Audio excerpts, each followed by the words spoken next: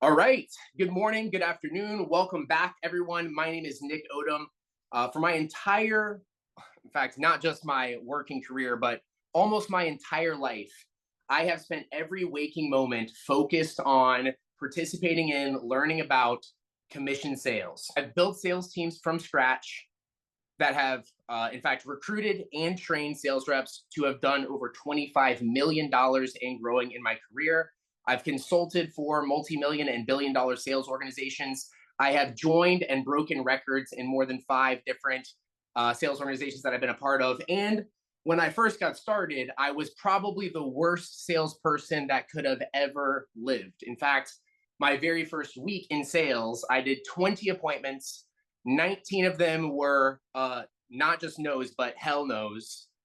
One guy did buy for me because I told him that all 19 people had basically told me to kick sand, and he canceled the order before I even actually put it in because at that time I was taking down paper order forms. But from that day, I have invested, like I said, my entire working career reading books, attending seminars, finding and getting mentorship from people who have done hundreds of millions and billions of dollars in sales. And starting from a complete failure, I've learned a few things. Okay. And today, what I'm going to try and do is condense that 25 million in sales that I've done down into 1 hour of some of the most important lessons, the things that if I could go back and get these things delivered to me when I was 15 years old, when I first started selling soda out of my backpack in high school, if I could have known these things now, I could be 100 times further in my career because of, in fact, one very important thing, one thing that you can't ever forget. I know many of you all on here might listen to someone named Gary Vee. He talks about how you're so young, you have so much time. But the truth is, compound interest is one of the most powerful forces in the universe. And the sooner you start a good habit, the sooner you learn an important lesson, the sooner you start applying the things that you already know, the more time they have to multiply in your life, and your results grow faster and faster and faster. And so, what? No, maybe you've already let a lot of time slide by. Maybe you've been waiting to make that decision to change your life. Maybe you've already invested tens of thousands of in hours learning things that you know could help you get to the next level, but you haven't found a way to apply them yet. I would challenge you, make the decision now, start today. The sooner you start, the more it has a chance to compound in your favor. And the longer you wait, it is an exponential loss. Those lessons that you aren't getting, those earnings that you aren't receiving, right? The growth that you're not experiencing because you haven't made the decision yet. So once again, 25 million in commission sales experience condensed down into 1 hour. Now, the very first thing I want to jump into, yes, we are definitely recording this. This is going to be on YouTube. Hi, YouTube. We love you, YouTube. Definitely follow us on YouTube. Lead Champ Pro on YouTube. Definitely follow us, subscribe. Thank you so much. We're going to be putting out one of these live every single week, Wednesday at 12 o'clock Eastern on Lead Champ Pro, or excuse me, leadchamplivedials.com. If you want to join us live for the recording, feel free to join us next Wednesday. We are going to have an incredible training by someone who has built a massive agency, done millions of dollars in sales himself in the insurance space, showing you exactly how he runs his appointments, how he sells IULs, exactly how he structures his calls, and how he uses Lead Champ Pro and our tools to maximize his results. So definitely this is going to be recorded. Definitely you can see this on YouTube. Definitely come see it live next Wednesday, 12 o'clock Eastern. But okay, jumping into this, the very first thing that I want to tell you guys is that if you are in sales for the reason that you want to make a lot of money, because you want to grow a big income, because you want to escape from a situation you've been in, you want to have freedom, okay, then you're in the right place. There is probably no greater opportunity out there in the world to start with nothing and to go all the way to the top than in sales. Sales is 100% performance based, and anybody with any background can learn how and can develop the skills to be a successful salesperson. No matter where you're starting, it doesn't matter. Your past doesn't determine your future. You can make a new decision today, and you can have anything you want with this career. You don't have to have a lot of money to start. However, there is a price to pay for everything in life. And so if you want to make millions of dollars, you could make it faster if you had millions to start. I think most people understand that, right? If you can invest millions, you can make millions a lot faster. But if you have no money and you want to make millions, Sales is probably one of the best ways to do that. In fact, today I'm speaking to a bunch of insurance brokers, and that may be today in 2025 the single greatest sales opportunity out there. I mean, I've evaluated hundreds. I have seen so many companies, they take me on the inside, show me their systems when I was consulting for them or when they were trying to recruit me. And to build a life insurance brokerage, to build an agency for yourself, or to go out and be an independent broker is probably the greatest opportunity, or one of the greatest opportunities out there in sales right now, unless you have some sort of super cool setup where you're the one salesperson for a unique product, right? But where anyone could join and start today, go get licensed and start today, insurance brokerage would be the way to do it. But what's the price? So if it doesn't cost millions of dollars to start, there must be some price you have to pay to achieve that success that you want. And there is. There's two main prices that you have to pay in sales. One is the price of learning this and developing the skill. And the other price you have to pay is putting in the daily, boring, repetitive, teeth grinding, just the tasks that are necessary. You must do them every single day. So you have to be willing to develop skills, and you have to be willing to put in hard work every single day. What's cool is most people love learning new things and developing new skills. Most people love it, okay? In fact, today I might say some things that sound really cool, and that's just because other people wrote them. It's not me. All of my material is stolen from people who have done hundreds of millions of dollars in sales. That's where I learned all of this, was by finding mentors ahead of me. But for me, when I hear someone say something in a way that's just, it hits right. It's like it has this effect on your brain. It's amazing. I love learning new things. When someone describes a concept to me that I've already intuited before, I've maybe experienced it, but they give it a name, man, does that really. So let me give you the name for something. Alex Hermosi, incredible marketer. You should follow him on YouTube. He has something he talks about called the ignorance tax. Okay, the ignorance tax. And so this ignorance tax is the difference between how much money you're making right now and how much money you want to be making. Right now, like I see Jamie Cheerio on here. I know he sells at a really high level. I think he does 30, 40,000 a month every month on the low end. I think he's had some months where he does like 50, 60, 70, 80, maybe more. I don't know what his biggest month is in sales. So he crushes. But do you think he probably has a goal in mind where he wants to go? I bet you he wants to take that to the next level. I bet you he wants to add double zeros to that number. He wants to take his agency from 5 million to 50 million to 500 million. Why not? Right? You want to keep getting to the next level. Well, the difference between the level you're at right now and the level you want to go to, Alex Hormozi calls your ignorance tax. And it's whatever the price is, the cost to get the knowledge that you don't have that lets you get to that next level. And I had already experienced this concept so many times in my life. Okay. If y'all are on here, if you're a sales person already, I mean, you've probably done this. My dad taught me, go and find a successful person and ask them, can I take you out to lunch and ask you some questions? And I did that with so many people, and they always said yes. It's amazing. They were like, wow. They almost felt like, because of the way you asked, I don't even know. It's like you're offering an exchange of value, and successful people want to help people. I mean, I don't know about y'all. I think a lot successful people get a bad rap. Most of the very successful people that I've met are some of the most giving, most caring, most compassionate people. They really try to go out of their way to help other people. In fact, many of them employ dozens or hundreds of people that all have jobs because of these individual people that stood up and created an opportunity for them. Well, I approached these gentlemen and women that were successful, and I said, hey, can I take you out to lunch and ask you some questions? And most of the time, you know what they would do? They would buy me lunch, right? At the end of it, after I'd asked them a bunch of questions, after they'd given me everything that I wanted, they wouldn't even let me pay because they knew that I was spending all of my money, right? As a 14-year-old or as a 17-year-old that I had to try and take them out to lunch. And they're going, no, I'm not going to let you pay for it. But I came with you because you didn't come and ask for something for nothing. You tried to provide value first.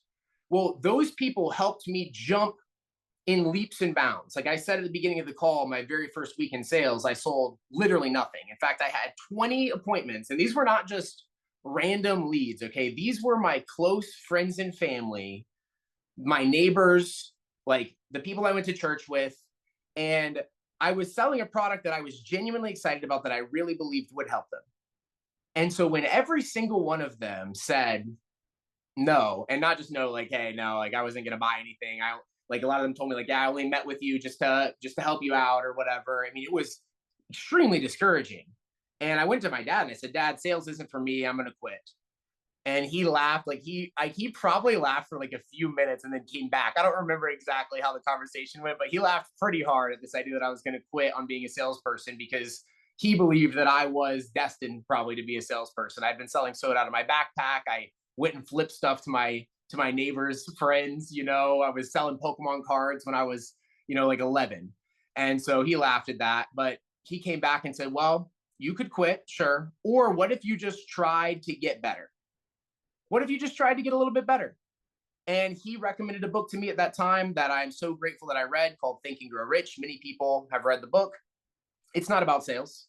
It doesn't even talk about one technique or one strategy of how you could sell more. All it talks about is changing your mindset and your focus. But what did I do? I read the book, I changed my mindset, I changed my focus, went out the next week, did 20 more appointments, ended up selling 17 or 18 out of 20. Went on that summer to be the number one rep in my office, not just the number one rookie, but I outsold every other person in the office by like triple.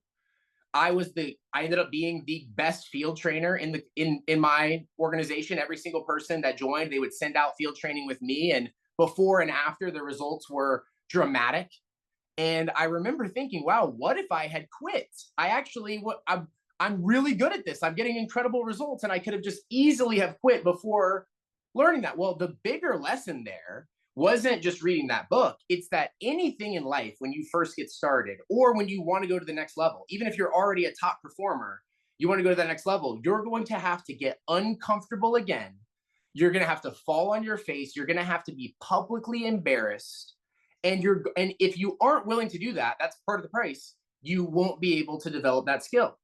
So for those of you on here that are selling insurance, right, the brokers on here, this is probably one of the most important things that you could do to improve your skill set. Live dials is called live dials for a reason. There are many of these that are going on, but ours is always pretty much always open. At least, Monday through Saturday, you can join Lead Champ Live Dials and dial with us here. And a lot of people think it's a very easy to make this mistake. A lot of people think the reason to be on is so that you might catch a glimpse of Jamie Cheerio on a call, and so you can hear what he says and the magic words. But there are no magic words. Now, there are some word tracks that you can learn. There are some ways to say things. You can learn how to speak better, of course.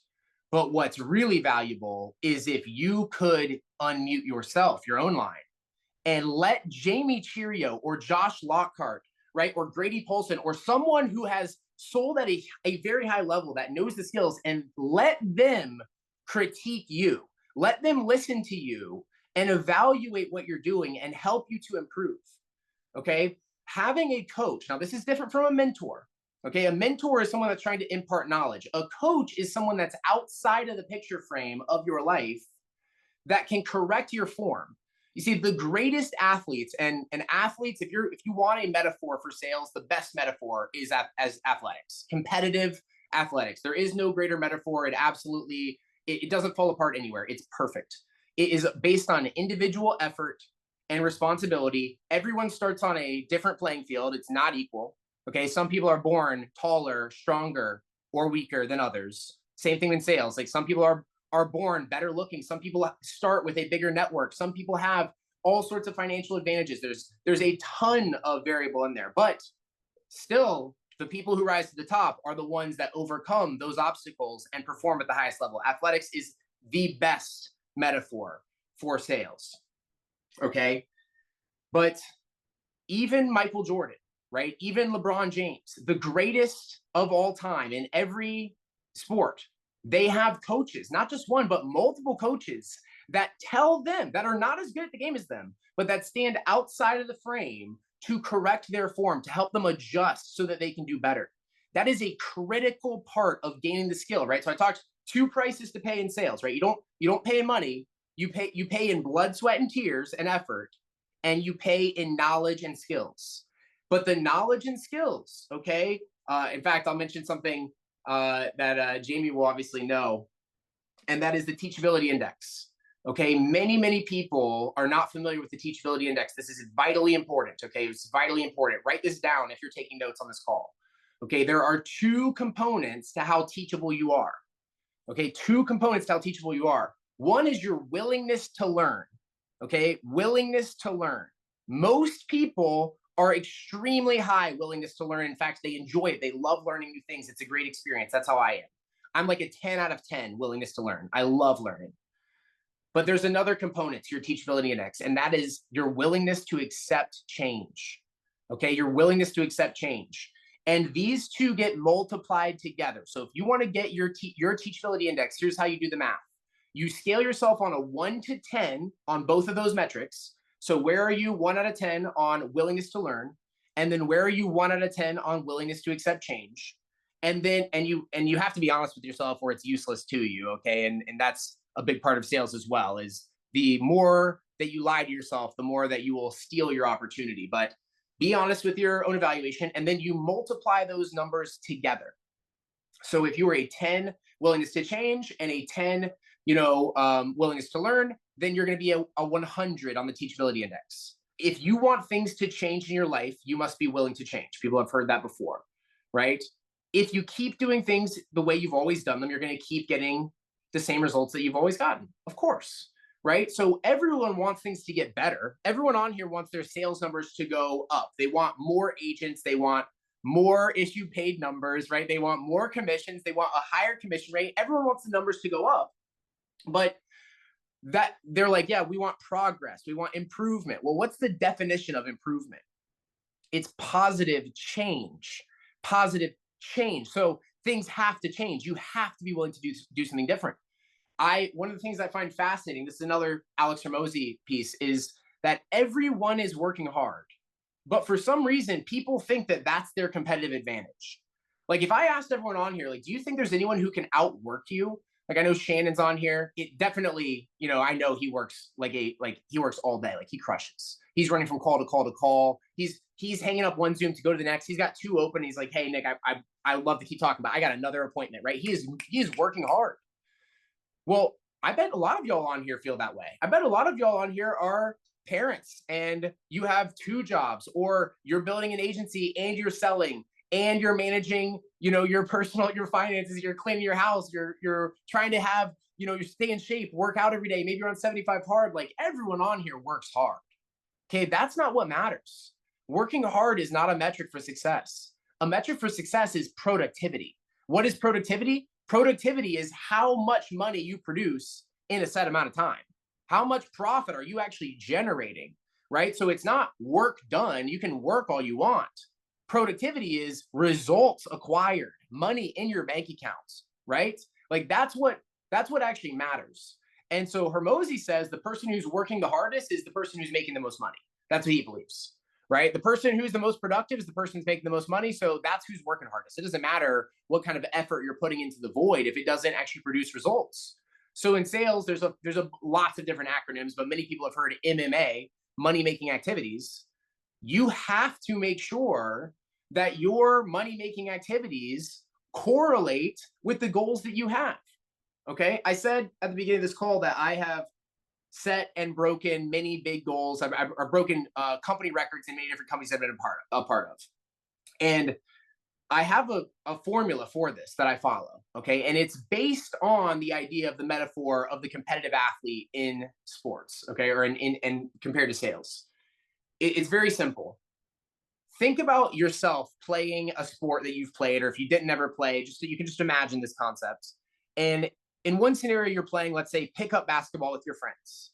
And friends can be competitive. You might push yourself to play, harder than you would just sitting around, by yourself. So you got your friends around, so you might play a little bit harder. But now compare that to an NBA game where you have financial incentive to win the game. Like literally you get paid more if you win. Everyone is watching you. There's a ton of public accountability. Do you think those people play harder? Do you think those athletes perform at their highest level whenever they're playing an important game, or when they're playing pickup?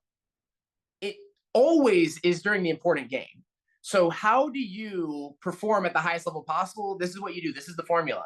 Simulate the game setting during your everyday work. Put yourself in a position to feel the same pressure, the same accountability, the same a desire to perform, to push yourself as you would if you were out there on the stage. Tony Robbins, I've got a bunch of books on the wall here. Tony Robbins talks about bringing the character that you are on stage back home to your personal life and acting that way at home, like the way that you put on for the world, to put on for your family at home, right? It's creating that game environment so that you will perform at the highest level. So when you're trying to achieve a really big goal, here's a couple things that the game setting has. There is a limited amount of time, right? Every competitive sport, there's a timer ticking down, okay? My business partner and I, years ago, we set a goal to break a 50-year record in a billion-dollar company. And we started on February 1st. We wrote down the goal. In fact, I have it. I literally have our goal card right here that I wrote it down. And basically it said we would hit this goal by June 30th, 2016. And we put up a timer on the wall in his apartment, counting down that entire 5 months, taking down every single minute of every single day. I would wake up sleeping on his couch and I would see the timer ticking down, and the urgency to go and work hard would arise in me quickly. I did not have to get myself out of bed. I'm like, we have this goal that we're working towards. We're trying to break a 50-year record. It was, for me, it was going to pay me almost $100,000 personally if we hit the goal. Okay, so I had a lot on the line. Here's the other thing we did. We had the scoreboard up. So it's not just the timer, but it's seeing the scoreboard. Okay, there's been many scientific studies repeatedly showing that if you track anything, your results get better just by tracking it. People who just track their weight, they do not commit to exercise or diet, they only simply weigh on the scale once a day, they always revert to a healthier weight on average. And that doesn't mean they always lose weight. It means people who are underweight and need to gain weight, when they weigh themselves every day, it corrects automatically. Just viewing the data, just seeing the tracking makes you perform at a higher level. They say what gets tracked gets done. One of the things that we do with LeadChamp, okay, and if you're not using LeadChamp Pro to build your insurance agency, you absolutely need to be. What we do is we take these principles, these lifelong multi-million, billion-dollar principles, and we apply them to our software. You see, we decided a long time ago, we're not going to make decisions based off how we feel, because we're only going to make decisions based off what the data says. Why is that so important? Because many times as salespeople, we're out there in the field and we experience a lot of feelings that we go through when we're talking to people, right? Everything is just one data point when you're talking to that person. It's just anecdotal until you look at all the data. And so we have many people message in sometimes and they go, hey, y'all's memes, they seem like a little bit unprofessional, or even like rude sometimes. And we think they're offending people. Hey, we totally understand that. Totally get how you feel on that.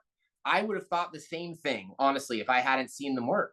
But what happens is for every one person that goes, man, I don't want to talk to you now because you sent me a GIF, which is totally normal to do in today's age, we have 100 people messaging in and going, okay, you got me with the GIF. I'll book on your calendar, right? I mean, I'm certain that there's a person out there somewhere that has gotten offended that we mailed them a thank you card for buying a policy. I'm sure someone has. People are weird. Do you think we're going to stop mailing thank you cards because one person gets offended? Of course not. The data shows that when we send those cards out, we've had some people literally send cards back in and say, hey, thank you so much for sending me a birthday card. You're the only person who sent me a birthday card this year. And I really appreciate it. I'm never going to cancel my coverage. I appreciate you so much. It really means a lot you think of me. That's the type of value you want to provide your clients, right? That's the type of feeling you want to create for them. That's the type of experience that you want them to have. You wouldn't stop doing that just because one person was offended, but it's easy in the moment to get emotional whenever you feel like you lost that one sale because someone responded weirdly to your script. Like a lot of people feel it necessary or want to try and wing it on every single one of their calls. This is one of the biggest rookie mistakes in sales. I see people making it that have 10 years experience. It's disgusting. You should run your call the same exact way every single time. You should follow your exact framework, your exact script, right? Your exact checklist, your exact client inventory, ask the exact same questions the exact same way every single time. Why should you do that? Because no one is afraid of someone who's practiced 10,000 punches, but you should definitely be afraid of the person who's practiced one punch 10,000 times. There's a million metaphors for this. You get exponentially better over time the more you repeat the same thing. Repetition is the mother of skill, right? A lot of people, myself included, found school to be just so infuriating because I would learn a concept decently quickly and then they would make me go do it 1,000 more times on paper or I wouldn't pass the class. And I would go, why do you want me to prove that I know this 1,000 times? And they go, we don't. We know that you know it. Here's what we're doing. By repeating it over and over and over and over and over and over and over again, you actually internalize it. You actually incorporate it. Like, I'll admit this. I took 4 years of Spanish in high school. Some of y'all can relate. I do not speak one word of Spanish. Hola. That's all I know. I literally, I learned, I had this experience yesterday. I went to a drive-through here in Raleigh, and they apparently their clientele are primarily Spanish speakers. It was just a wild experience to be, for myself, because I'm just used to being everything English. And I rolled up and they spoke entirely in Spanish, and I went, wow, I know I should know what you just said because I took 4 years of it. I know I knew it at one point. Like I passed the classes, but it's gone now. And so anything that you aren't continuously repeating and training yourself to, you will always get duller over time. You have to stay sharp through consistent, repeated activity. You have to do it the same way every single time. Here's why you need to do it the same way every single time, because then you'll start to actually be able to have valuable data.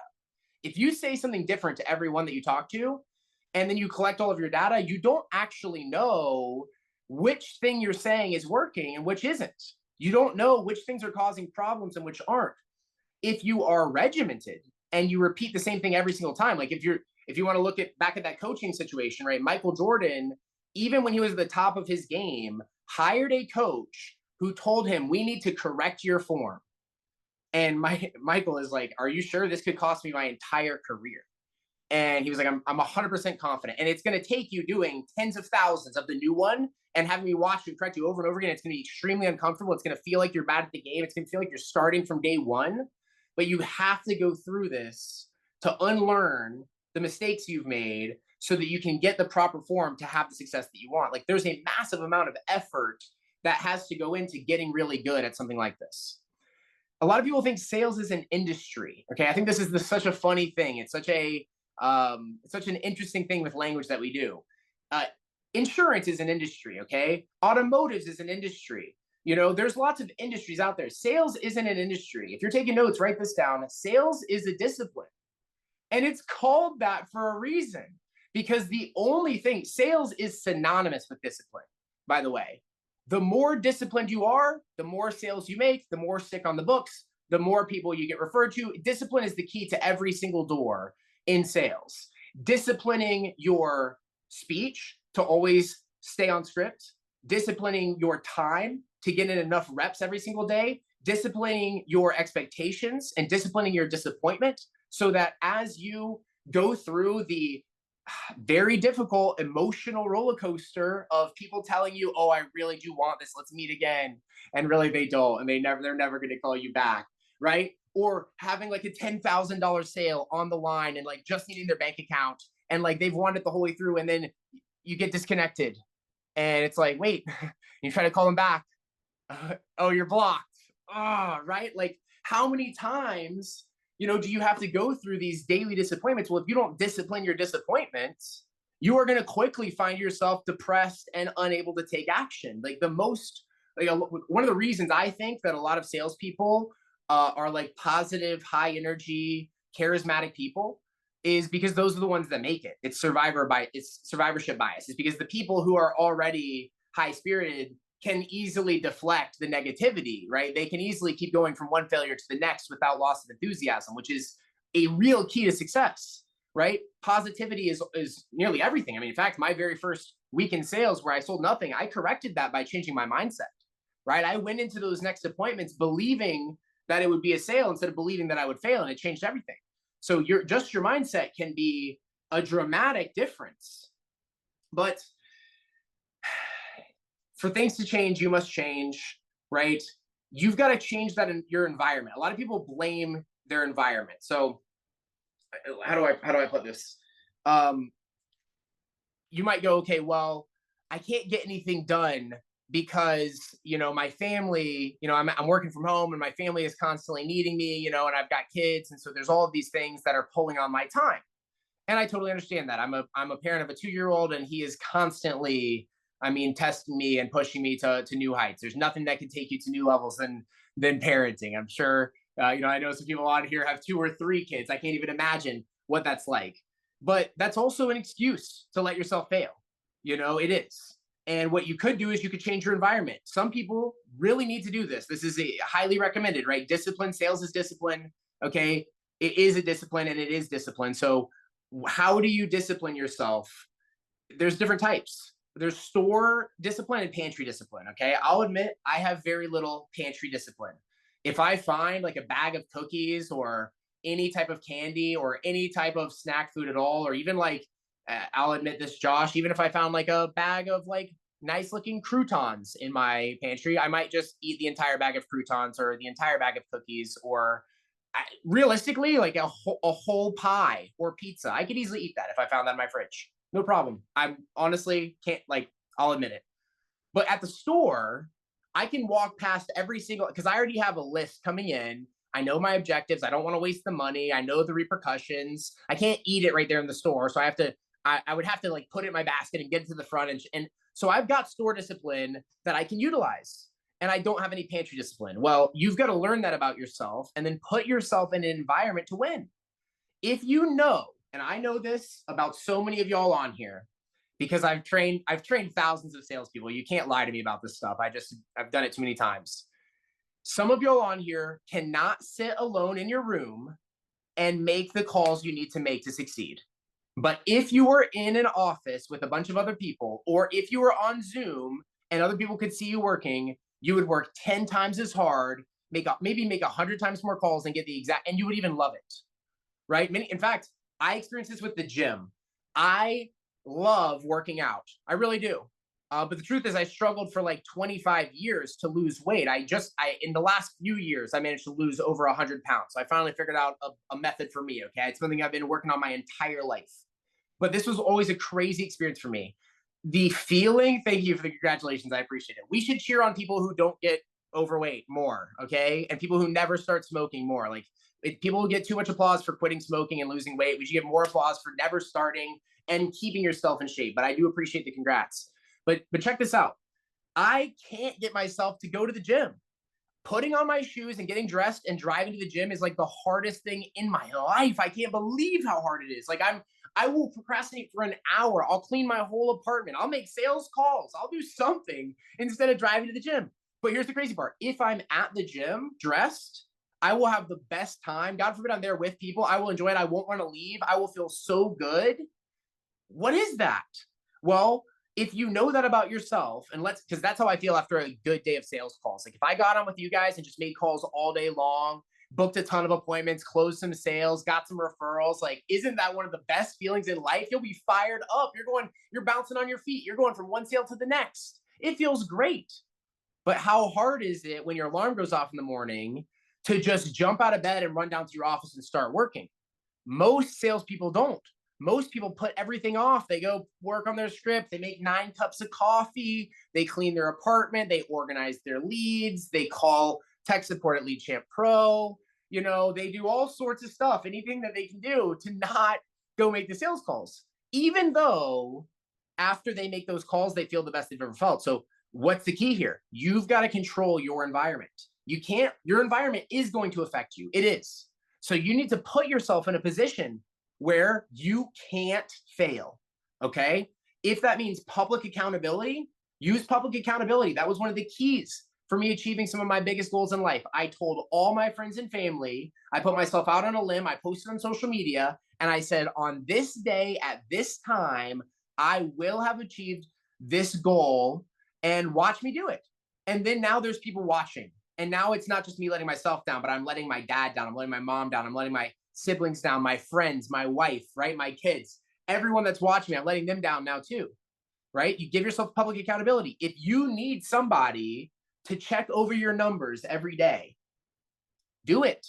Okay. I remember when we broke that 50-year company record, okay, which by the way was crazy. I mean, we had the guy who actually set the record initially. okay, or who had the most recent, highest record. He called us and said, "Hey, congratulations, thank you." In fact, he said, "Thank you so much for beating our record." And I said, "Wow, why are you thanking us?" And he said, "Well, because I've been telling my team for a long time, someone would come around and do it even faster than me, and it could have been them. And now they're going to listen to me." And I thought, okay, I like that. Well, one of the things we did during that for extreme accountability, because I myself have always been a procrastinator, okay? On all my school assignments, I could write the paper the night before, I could study the night before, so I would always procrastinate. And I was trying to break that habit for myself. I was trying to improve. Many of you guys on here, I know you're trying to improve. You want to get better. You're taking 100% responsibility for your life, but you're struggling to move the needle, to do the thing you know you need to do to succeed.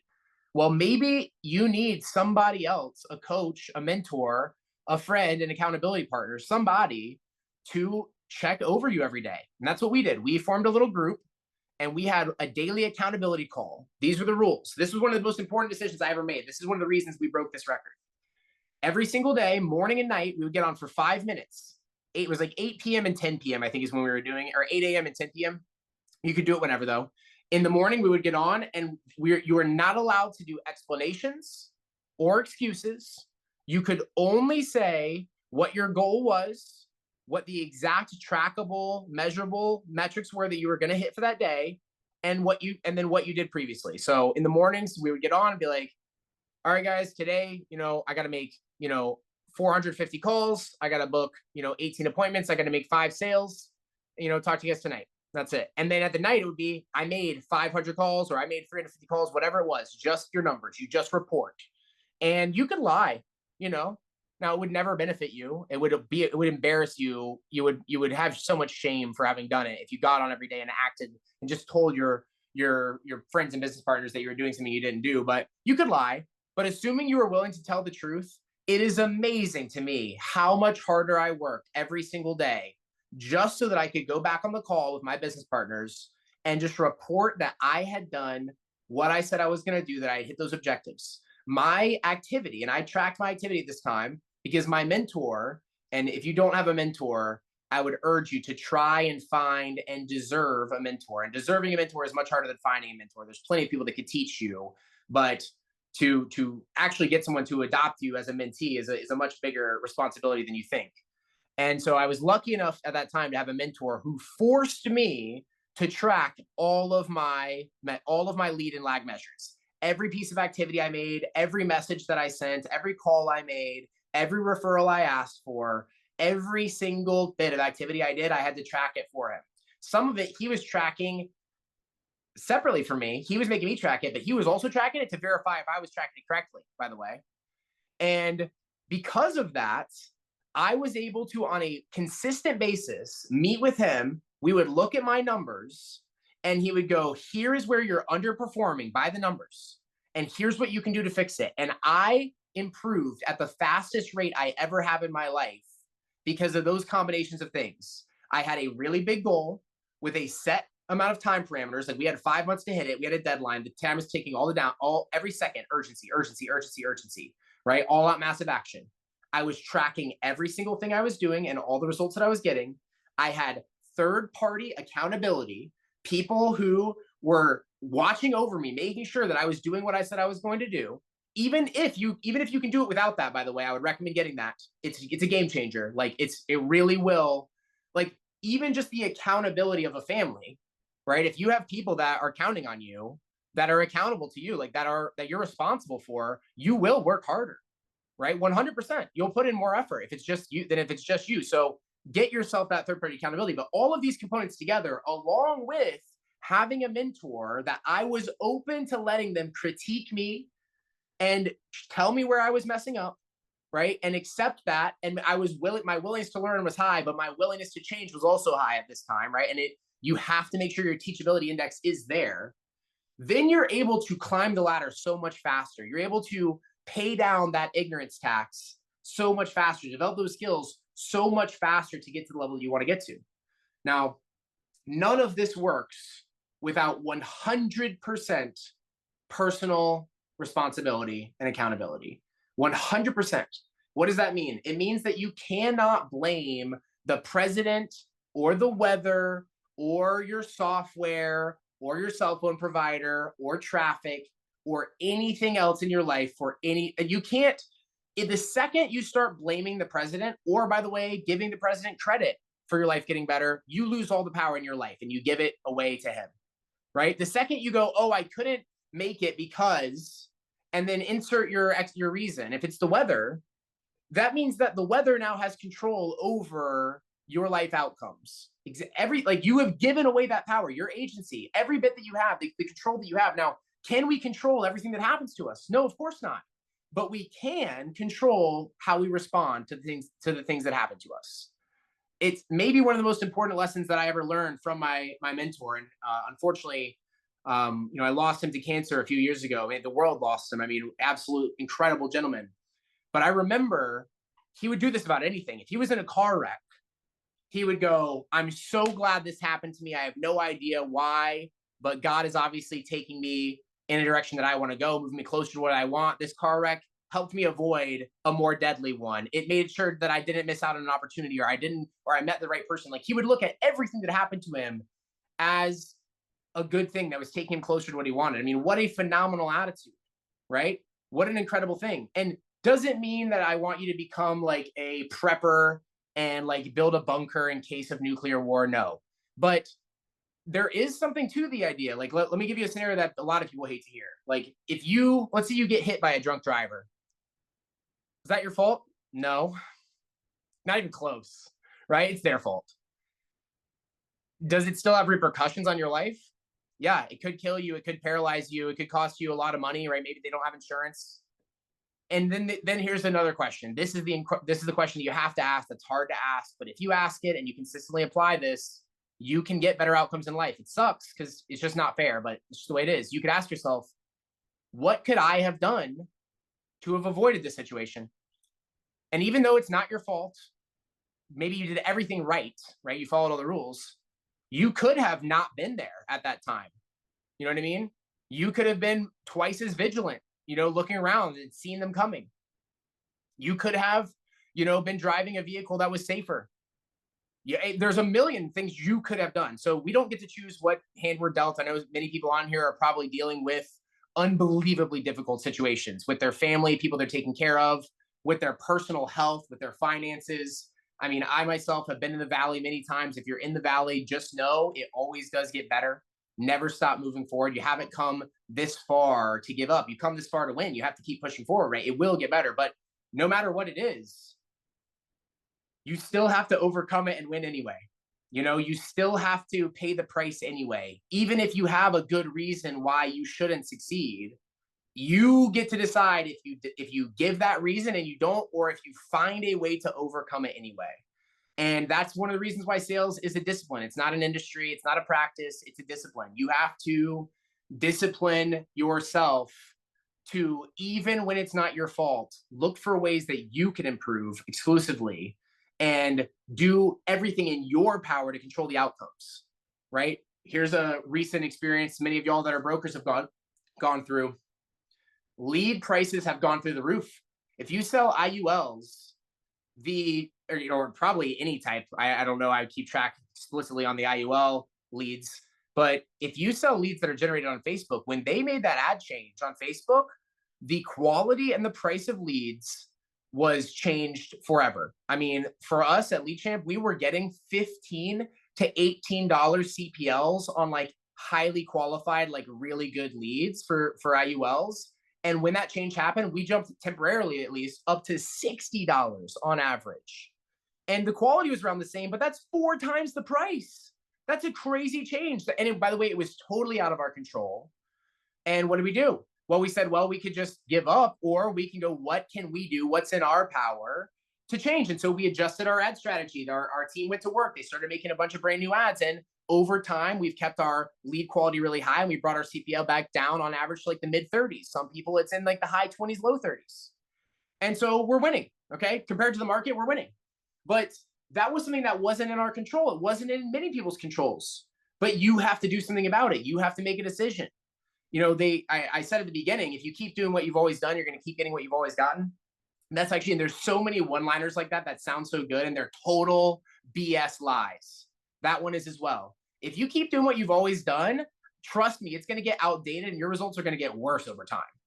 100%. If anyone's on here who's still trying to run appointments the same way, agents were running appointments in 2020 or 2018 or 2019, I guarantee you're losing compared to the people who are running appointments with new technology, new systems, new formulas, better leads, like all of the things that have changed. Like if you're still trying to sell horse and buggies, we have cars now. Okay? People are not buying those anymore. They're buying cars. Like if you keep doing what you've always done, what is much truer is if you're not growing, you're dying. There is no balance. There is no status quo. You're constantly aging. You're constantly running out of time, your most valuable resource, the thing that determines every outcome in your life. It's slipping away second by second. And what you determine to put that time into will determine all your outcomes. It's on you. It's 100%. You're the X factor. And if you even only take 99% responsibility, you will never achieve your goals. You will never achieve them. You have to take 100% responsibility, even though it hurts, even though it's totally unfair, even though many of us are like, God, why did you choose me to go through this particular pain? Why am I dealing with this problem? Like, I totally get that if you feel that way, but you still have to decide to do it anyway and pay that price anyway if you want to succeed.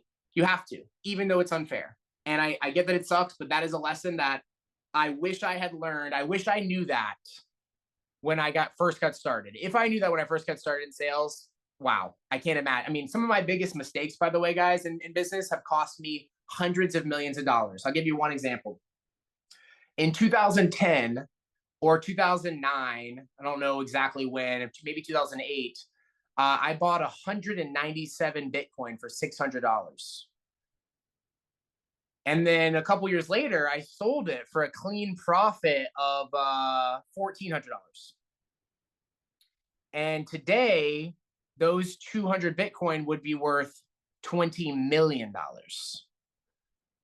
So that's a $20 million mistake, selling that at the wrong time.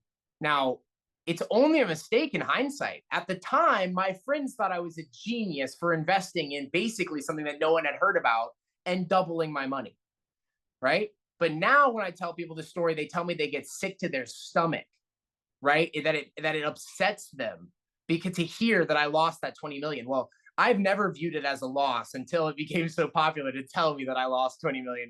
I look at it totally as a gain, as a success, right?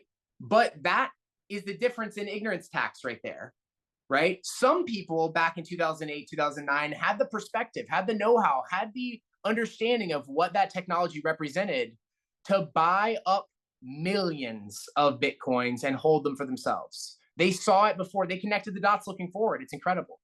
And so if you could go back and know that now, obviously everyone would buy Bitcoin. Everyone would buy Apple before the iPhone. Everyone would buy Google before the internet boom. Like everyone would go back and make those decisions. What's really hard is to start today doing the things that you wish you had been doing for the last 10 years, because some people even have this thing where they're pot committed on failure. And if you guys don't know what pot committed means, like when you're playing poker or in many different types of gambling, once you've already put enough in, some people feel like I have to keep playing now. I can't just fold the hand even though I know I'm going to lose. They're committed, mentally to it.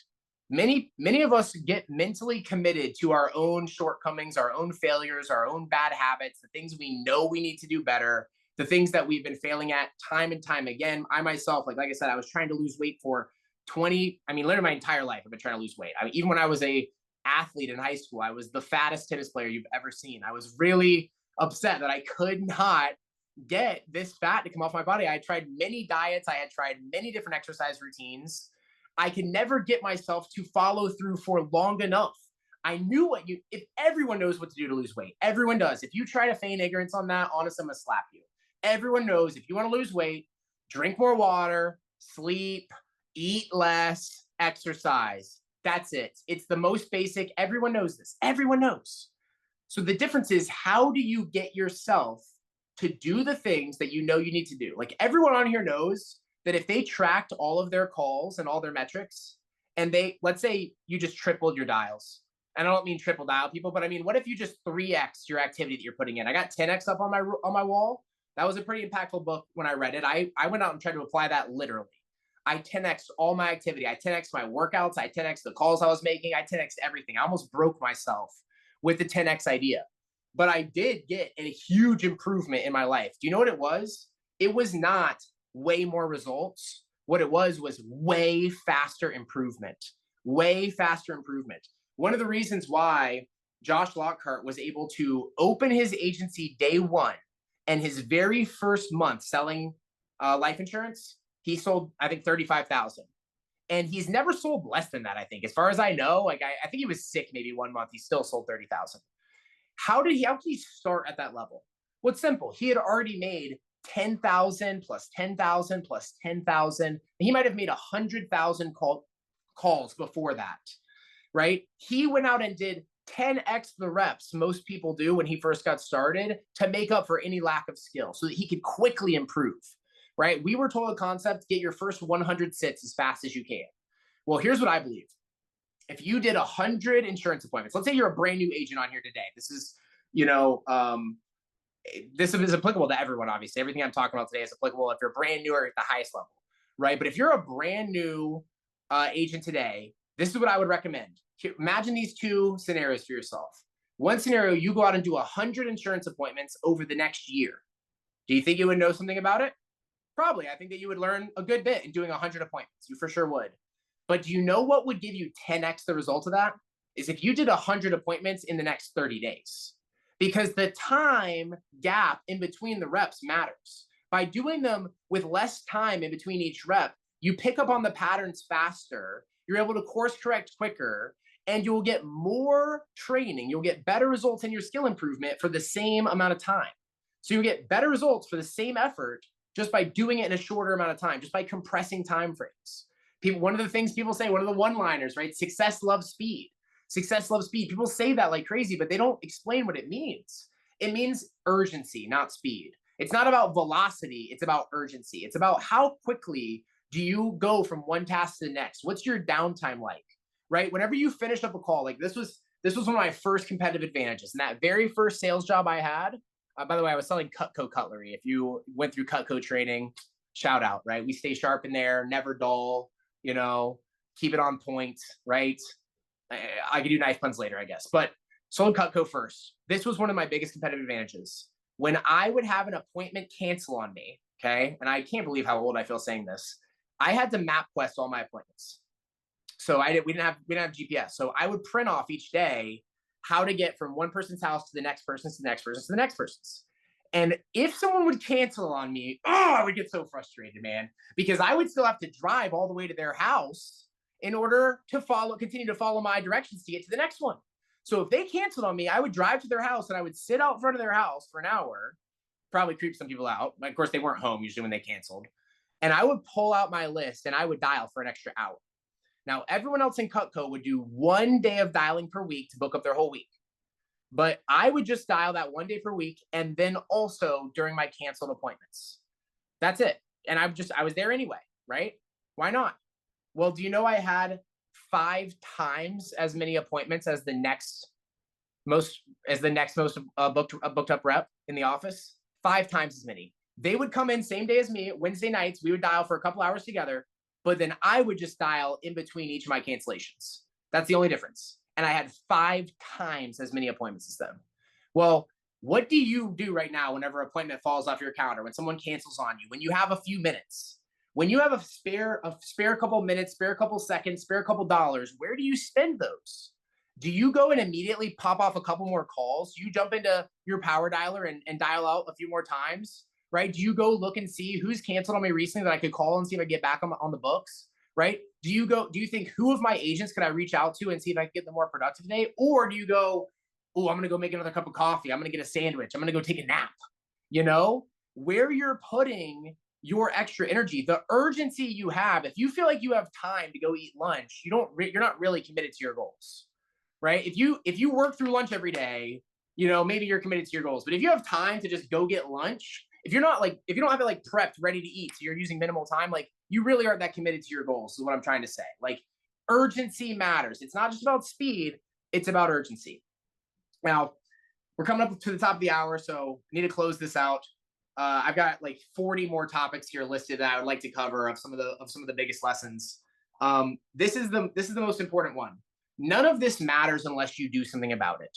Nothing that you could learn on a call like this. Like, I have listened to so many training calls. I've got, and by the way, next week, Jamie Chirio is going to be on LeadChamp, livedials.com, 12 p.m. Eastern, to go through exactly how he sells IULs, how he's a top performer, exactly how he uses our software to get better results, his word tracks, like everything that he's doing to make those sales. Like, it's to get that access is really powerful.